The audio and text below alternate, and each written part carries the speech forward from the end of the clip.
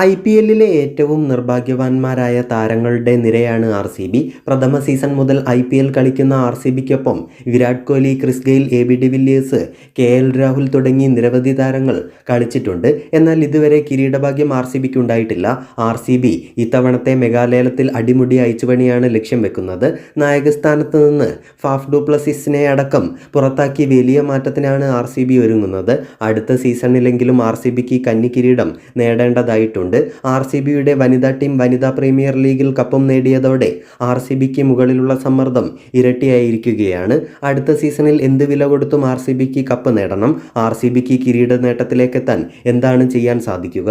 ടീമിൽ മാറ്റം വരുത്തേണ്ടത് എന്തൊക്കെയാണെന്ന് നോക്കാം. ഒന്നാമത്തെ കാര്യം, ബോളിംഗ് നിര അയച്ചു പണിയണം. പേസ് നിരയിൽ മുഹമ്മദ് സിറാജാണ് RCBയുടെ തുറുപ്പുചീട്ട്.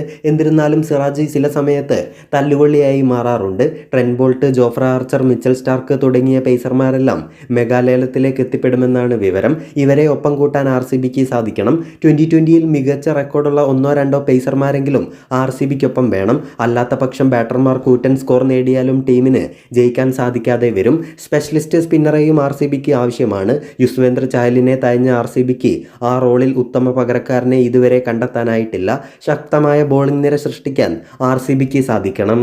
രണ്ടാമത്തെ കാര്യം, വൈകാരികമായി താരങ്ങളെ പരിഗണിക്കാതെ ഫോം വിലയിരുത്തി താരങ്ങളെ കളിപ്പിക്കണം. ഗ്ലെൻ മാക്സ്വെല്ലിൻ്റെ സമീപകാല പ്രകടനങ്ങളെല്ലാം മോശമാണ്. 2020-ൽ ഓസ്ട്രേലിയയ്ക്കായി കസറുന്നുണ്ടെങ്കിലും മാക്സ്വെല്ലിൻ്റെ ഇന്ത്യൻ പ്രീമിയർ ലീഗിലെ കണക്കുകൾ മോശമാണ്.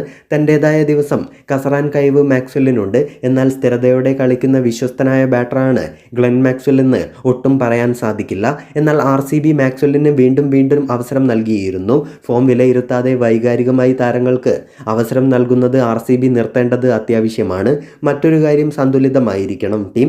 ബാറ്റിംഗ് നിരയിൽ അനാവശ്യമായി നിരവധി താരങ്ങളെ കുത്തിക്കയറ്റാതെ വിശ്വസ്തരായ 3-4 താരങ്ങളെ കൊണ്ടുവരണം.